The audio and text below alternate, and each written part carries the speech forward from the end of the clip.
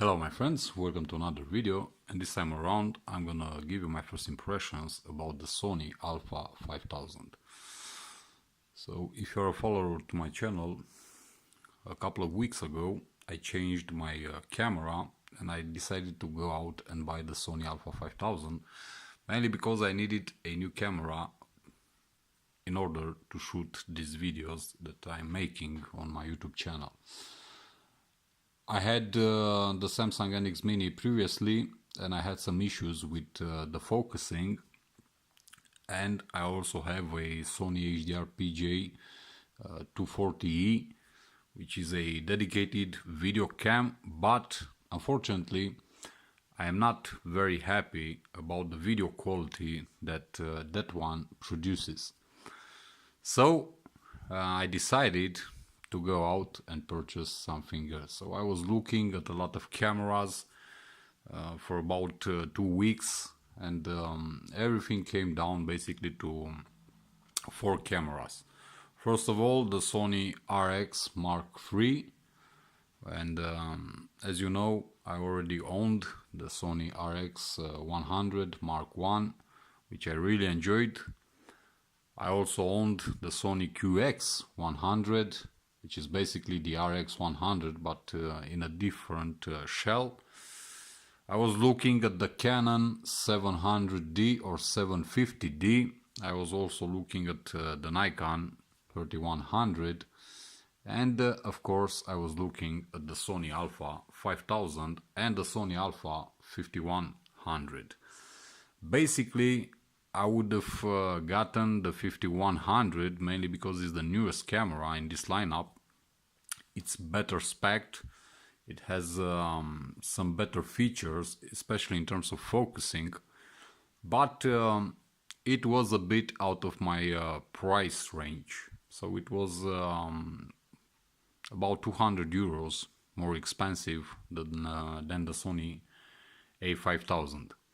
And basically because I wanted just a camera for shooting videos like this one, which by the way I'm shooting it with the Huawei P10 Plus, so you can see the quality in 1080p at 60 frames.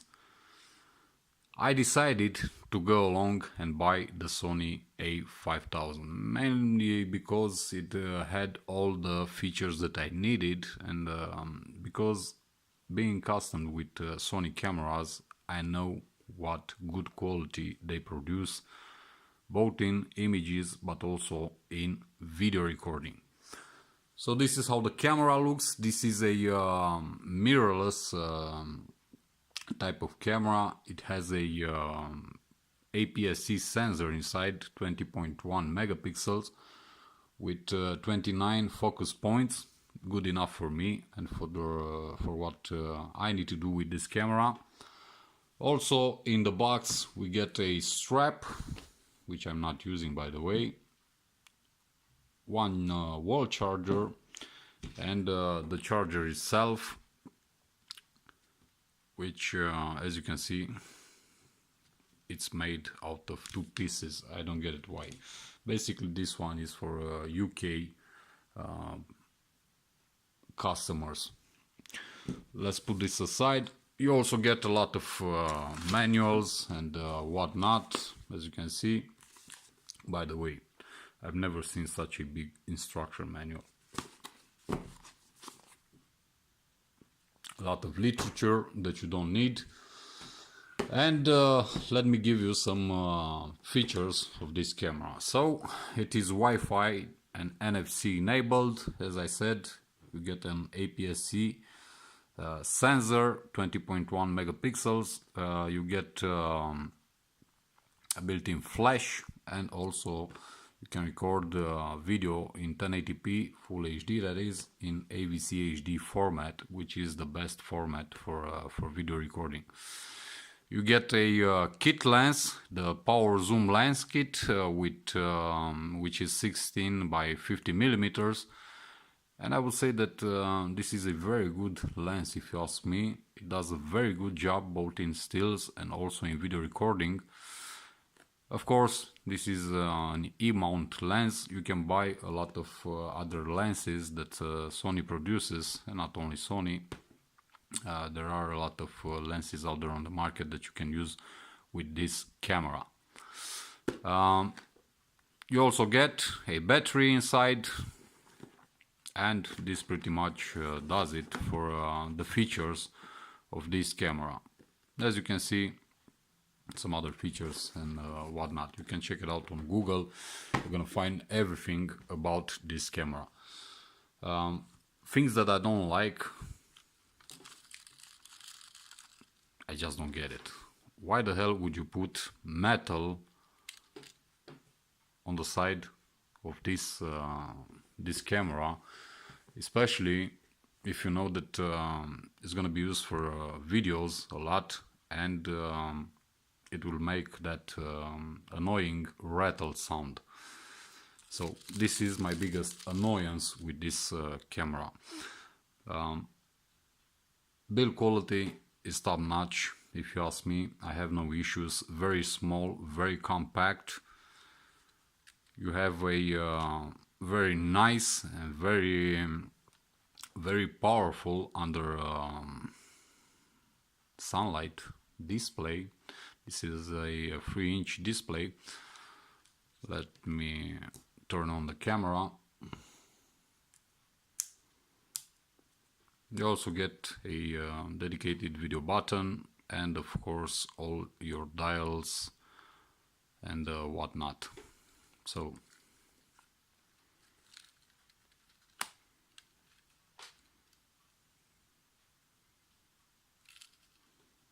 the flash, as you can see, has a separate button. You just press on it and there it goes. I'm very impressed with this flash actually, and I'm very impressed with the camera overall. I've been using it in the past 2 weeks since I got it, but mainly to shoot my videos, my latest videos on the channel. But I also had the chance to use it outdoors and to how should I put it, to see what it's capable of in terms of photos. And I have to say that I'm honestly impressed.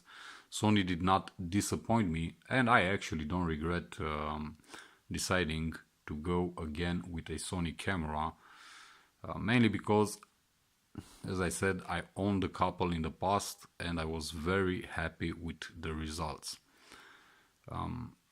Battery life is not a very strong point on this camera, so I highly recommend that you get at least one spare battery.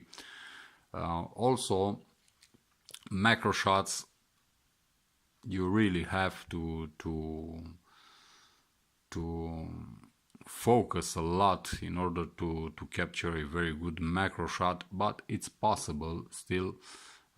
You may need a different type of lens for those amazing macro shots, but yet again, it does a great job with this included power zoom lens that comes with the camera.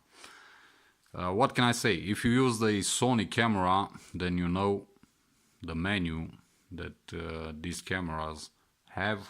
It's very cumbersome, but also they are fully featured. They have a lot of settings from which you can choose. And as I said, if you used a Sony camera, then you know what I'm talking about. You can select a lot of things. You also have zebra and all the things that come nowadays with all cameras, focus peaking and whatnot. You can also choose your modes. So you get movie mode, sweep panorama, intelligent auto, superior auto. This is very good, especially if you're not a big photographer such as I am, and you simply take photos with all the settings decided by the camera. So you also get a program auto and aperture priority, shutter priority, and manual exposure mode. So there are a lot of things, a lot of modes, a lot of settings that you can choose from, and you don't have to be, how should I say it, a very geeky camera guy in order to use this camera. For what I bought it, I'm very satisfied with the results, with the videos that it shoots, with the pictures that it takes. I paid for it about 350 euros and considering that the 5100 was about 600 euros, I'm more than happy with my purchase.